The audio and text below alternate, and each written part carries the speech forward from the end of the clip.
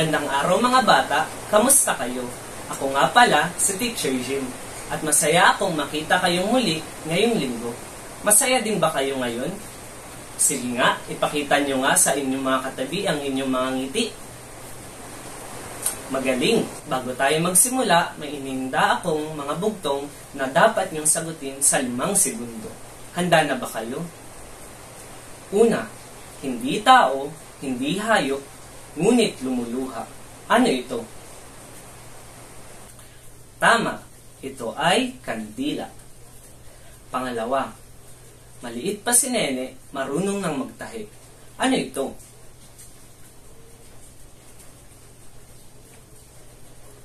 Tama, isa itong gagamba. Pangatlo, siya'y tao, siya'y Diyos, siya'y nagtubos ng kasalanan mo at kasalanan ko. Sino siya? Tama, siya si Jesus. Siya ang ating Diyos at ang ating tagapagligtas. Kaya ngayon, atin ang simulan ng ating video worship service sa isang panalangin. Tayo nang manalangin. Panginoon namin nasa langit, maraming salamat po sa pagkakataong ito na ibinigay niyo sa amin upang magkatipon-tipon po kami upang makapag-aral ng inyong salita. Nawa po sa pamamagitan nito ay makapagbigay kami ng papuri sa inyo at ng kaluguran sa inyo. Panginoon, naway gabayan niyo po kami sa aming pag-aaral nang sa ganon ay maintindihan po namin kung ano po ang gusto niyong ipahatid sa amin at maibahagi din namin ito sa aming pamilya, sa aming mga kalaro at sa aming mga kapitbahay. Ito po ang aming panalangin sa pangalan ni Jesus. Amen. Tayo nang tumayo at bigyan natin ng papuri ang ating Diyos sa pamamagitan ng ating mga awitin.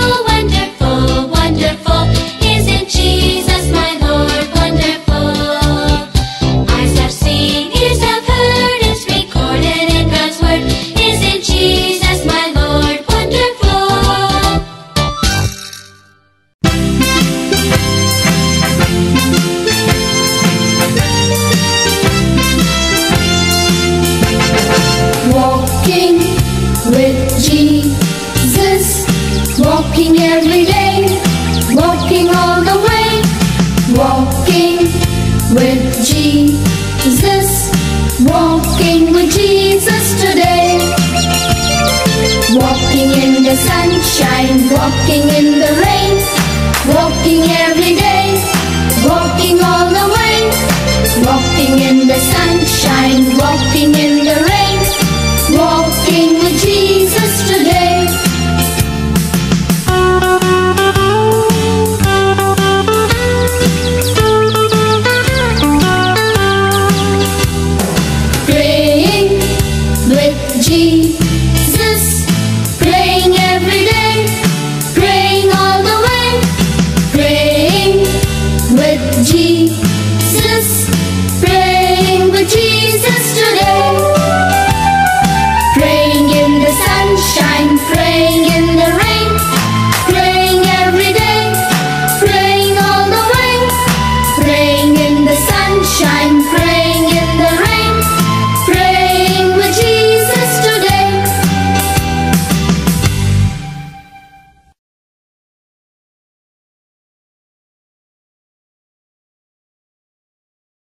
Ang kwento natin ngayon ay nagmula sa Genesis chapter 41 verses 14 to 41. Kaya ipinatawag ng Faraon si Jose at pinalabas siya agad sa bilangguan. Pagkatapos siyang gupitan at tahitan, nagpalit siya ng damit at pumunta sa Faraon. Sinabi ng Faraon sa kanya, "Nanaginip ako, pero walang makapagpaliwanag ng kahulugan nito. May nagsabi sa akin na marunong kang magpaliwanag ng kahulugan ng panaginip." Sumagot si Jose, "Hindi po ako, mahal na hari, kundi ang Diyos ang siyang magbibigay ng kahulugan ng mga panaginip ninyo para sa ikabubuti ninyo." Sinabi ng Faraon ang panaginip niya kay Jose. Sinabi niya, "Nanaginip ako na nakatayo ako sa pampang ng ilog Nilo. Biglang may umahon na 7 maganda at matabang baka at kumain sila ng damo. Maya-maya pa'y may umahon ding 7 pangit at payat na baka. Wala pa akong nakitang baka sa buong Ehipto na ganoon kapangit. Kinain ng mga pangit at payat na baka ang 7 matatabang baka na unang nagsiahon.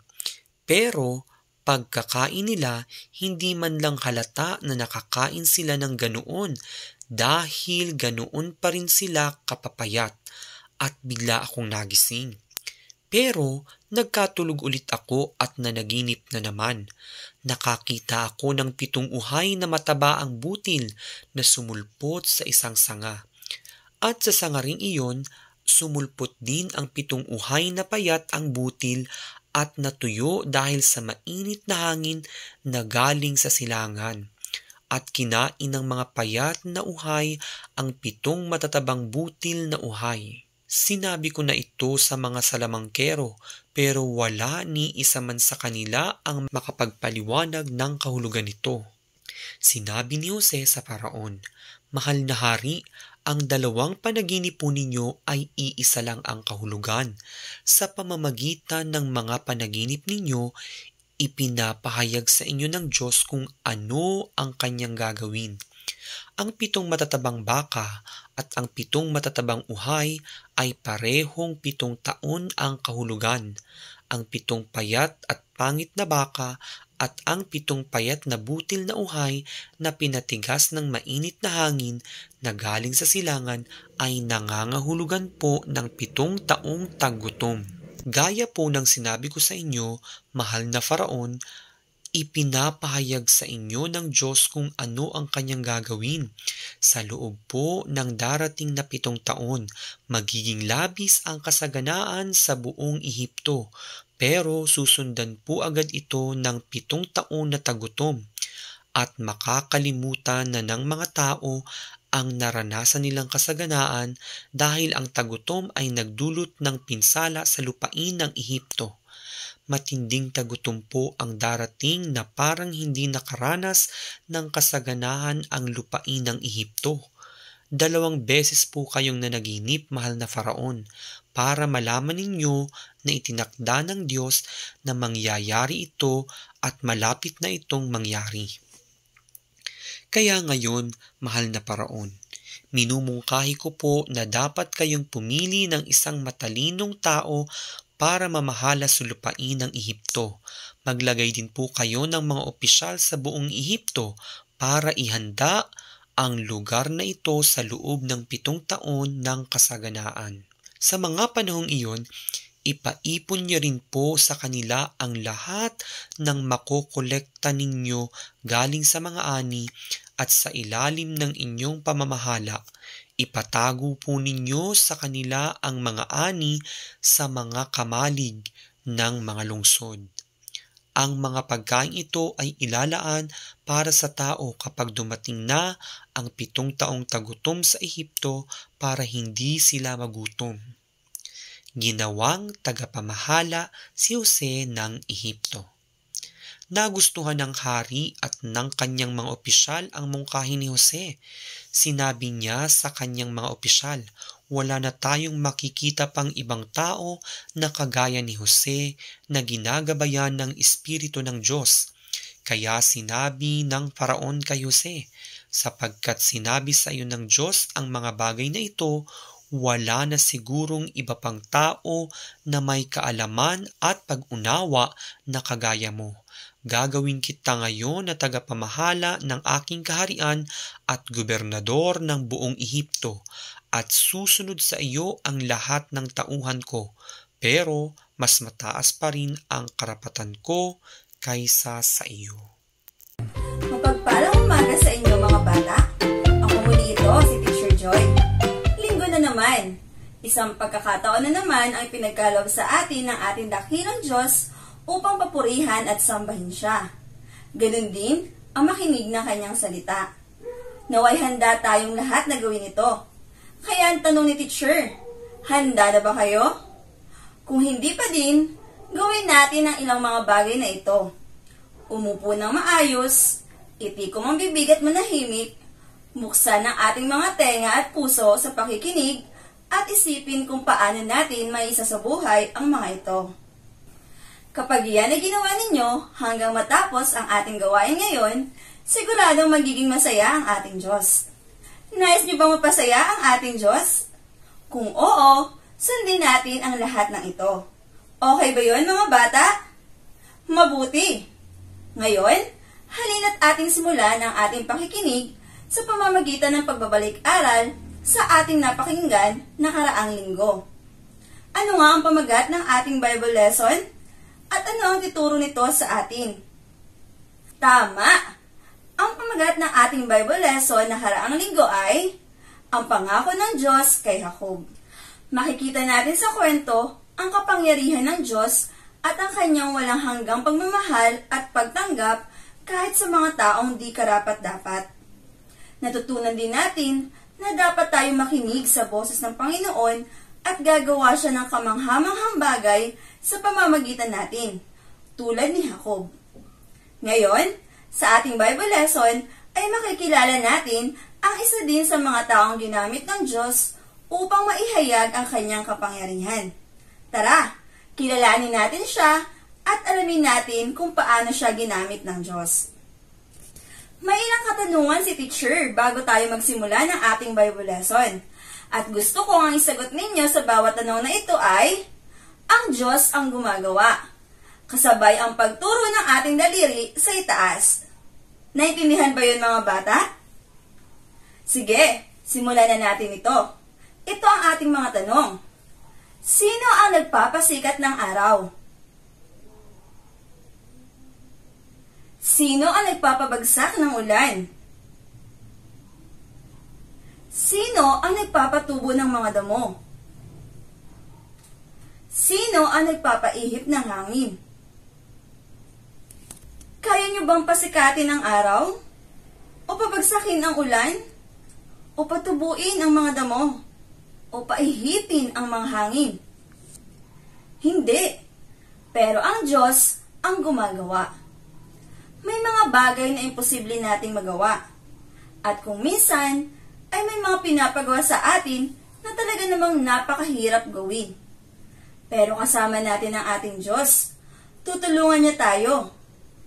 Kaya ang Bible lesson natin ngayon ay tungkol kay Jose na kailangan gumawa ng isang napakahirap na bagay. Alamin natin sa pamamagitan ng ating kwento na may pamagat na ipinaliwanag ni Jose ang panaginip ng hari. Ito ay mula sa Genesis chapter 41 verses 14 to 41. Nang si Jose ay dinala ng mga Ishmaelita sa Ehipto, binili siya ni Potifar na isa sa mga opisyal ng paraon. Ipinagkatiwala ni Potifar ang lahat kay Jose. Ngunit may hindi magandang nangyari. At siya ay nabilanggo sa pagkakasalang hindi niya ginawa. Pero kahit nasa bilangguan si Jose, ginagabayan pa rin siya ng Panginoon. Nabalitaan ni Paraon, hari ng Ehipto, na kaya ipaliwanag ni Jose ang mga panaginip. Hiniling ng Paraon kay Jose na bigyang kahulugan ang isa sa kanyang mga panaginip. Ang panaginip ni Paraon ay mayroong 7 matatabang baka at 7 mapayat na baka. Sinabi rin ni Paraon na naginip siya ng tungkol sa 7 mabubuting uhay at 7 pangit na uhay. Ipinaliwanag ni Jose kay Paraon na may sinusubukang sabihin sa kanya ang Diyos. Ang 7 matabang baka at ang 7 mabubuting uhay ay nangangahulugang 7 mabuting taon. Sa loob ng 7 taon, magkakaroon ng maraming pagkain sa Ehipto. Ang 7 payat na baka at 7 pangit na uhay ay nangangahulugan na magkakaroon ng 7 taon ng tagutom. Ang tagutom, mga bata, ay kapag kaunti o walang pagkain sa lupain. Sinabi ni Jose kay Paraon na dapat siyang pumili ng isang matalinong tao upang mamahala sa Ehipto. Ang taong ito ay magtatabi ng pagkain sa loob ng 7 mabubuting taon at gagamitin ito sa panahon ng tagutom. Nakinig si Paraon kay Jose, at si Jose ang napiling mamahala sa Ehipto. Kapag kayo ba ay nananaginip, mga bata, naiintindihan niyo ba ang inyong panaginip? Kung kayo ang magpapaliwanag ng panaginip ng hari, may papaliwanag niyo ba ito sa kanya? Napakahirap ipaliwanag nito. Kahit ang mga salamangkero ay hindi maipaliwanag ang kahulugan nito. Kung ganon, paano naintindihan at naipaliwanag ni Jose ang panaginip ng hari? Sinabi ni Jose sa Paraon sa Genesis chapter 41 verse 16, "Hindi po ako mahal na hari, kundi ang Diyos ang siyang magbibigay ng kahulugan ng mga panaginip ninyo para sa ikabubuti nyo." Makikita natin dito na hindi sa pamamagitan ng isip o kakayahan ni Jose kaya niya naipaliwanag ang panaginip ng hari. Sa halip, sinabi niya na ang Diyos ang siyang magbibigay ng kahulugan nito. Ginamit lamang si Jose ng Diyos para maihatid sa hari ang mensahe na ito. May mga bagay na kaya niyong gawin, pero marami ding mga bagay ang hindi niyo kayang gawin mag-isa. Ano na ang mga bagay na kailangan niyo pa din ng tulong ng inyong magulang o ng ibang tao? Ito ba ay magtali ng sintas ng inyong mga sapatos? Ang magbisikleta? O abutin ang mga bagay sa kabinet? At marami pang iba. Ang ating mga magulang din ay may mga bagay na di kayang gawin. Pero, kaya ng ating Diyos. Ano ang mga bagay na tanging ang Diyos lamang ang makakagawa? Tulad ng ating mga pinag-aralan sa ating mga Bible lesson, tanging ang Diyos lamang ang may kakayanan na lumikha ng buong mundo at lahat ng bagay dito kasama tayo. Siya din ang nagpadala ng baha sa panahon ni Noe. Siya ang gumamit kay Jose para may paliwanag ang panaginip ng hari at may hatid ang kanyang gustong sabihin at napakarami pang iba. Tanging ang Diyos lamang ang makakagawa ng mga ito dahil siya ay dakila at makapangyarihan. Minsan, may ninanais ang Diyos na gawin natin, subalit ito'y mahirap para sa atin. Ang ilan sa mga ito ay ang sumunod agad sa mga utos ng nakangiti. O kaya naman ay ibahagi mo ang iyong mga laruan sa iyong kalaro. O ang patawarin ang iyong kaaway. Magagawa mo ba ito? Hayaan mo ang Diyos ang kumilos sa iyo. Magpagamit tayo sa Kanya. Magbasa at makinig tayo ng Kanyang salita upang makilala natin siya at magawa ang nais niya. Kinakailangan din nating makausap siya sa pamamagitan ng panalangin. Kaya tandaan natin, mga bata, ang Diyos ay dakila at makapangyarihan. Kung may mga bagay tayong hindi kayang gawin o hindi maintindihan, huwag tayong magtiwala sa ating mga sariling kakayanan. Sa halip, humingi tayo ng tulong sa Diyos na maunawaan ang mga bagay at siya ang nakakaalam ng kung ano ang makabubuti para sa atin. Maniwala at magtiwala tayo sa Kanya. Dalangin ko, mga bata, na tulad ni Jose, naway lagi kayong gabayan ng Diyos. Kaya sabay-sabay nating basahin ang ating life verse mula sa Genesis chapter 41 verse 16. Hindi po ako mahal na hari, kundi ang Diyos ang siyang magbibigay ng kahulugan ng mga panaginip ninyo para sa ikabubuti nyo. Tayo nang manalangin. Ama namin Diyos na makapangyarihan at dakila, amin pong tinataas at pinapupurihan ang inyong pangalan. Kami po, Ama, ay nagpapasalamat sa pagkakataon na pinagkaloob niyo po sa amin upang muling mapakinggan ang inyong mga salita. At nawa po, Panginoon, hayaan po namin, Lord God, na gamitin niyo po kami, Panginoon, upang magawa po ninyo, Panginoon, ang nais ninyo sa amin. At ganoon din po, hinihingi namin ang paggabay ng inyong banal na Espiritu upang magawa namin ang mga bagay na hindi namin kayang gawin sa pamamagitan ng aming sariling kakayanan. Ang lahat pong ito ay aming tinataas at idinadalangin sa pangalan ni Jesus na aming tagapagligtas. Amen. At para sa ating announcement, batiin natin ang ating mga kasama at i-welcome natin ang mga bagong dalo sa ating Sunday School. Paalala mga bata na ang video worship service natin at Barangay Bible Study ay tuwing linggo, 8:00 ng umaga. Patuloy niyong imbitahan at ibahagi si Jesus sa inyong mga kaibigan at kakilala. Huwag din kalilimutan na palagi magsuot ng face mask at ugaliing mag-alcohol o maghugas ng kamay para iwas sakit. Hanggang dito na lang mga bata at mag-ready na kayo para sa inyong Bible study. Magkita-kita muli tayo sa next Sunday.